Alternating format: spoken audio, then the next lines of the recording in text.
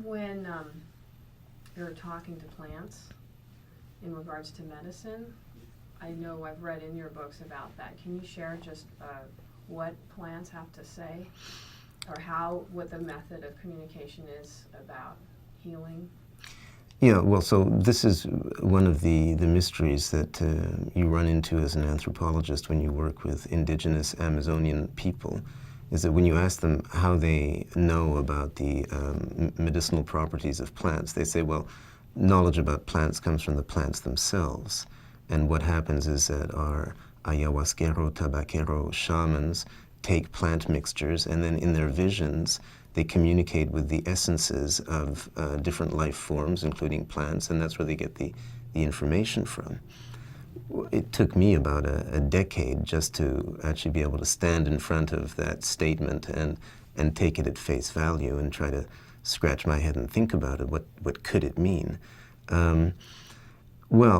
After looking into it for 10 further years after that and seeing that actually it was a factual statement, at that point, slipping into indigenous logic, the question that came to my mind was, well, what's in it for the plants?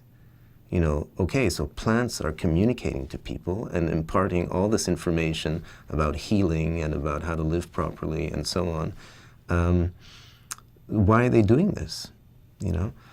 So I asked a series of indigenous shamans in 2001 and 2002 this question. I traveled around the Peruvian Amazon and visiting different indigenous societies and speaking with specialists, and would pull out this question, what's in it for the plants?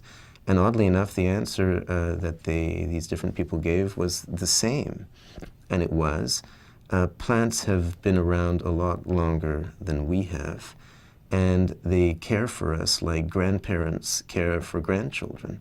They can't say no when we go to them and ask for something, and especially for healing and information that will be good for life. So they like to help us. It's a pleasure for them to serve and to be used as medicines and as sources of information.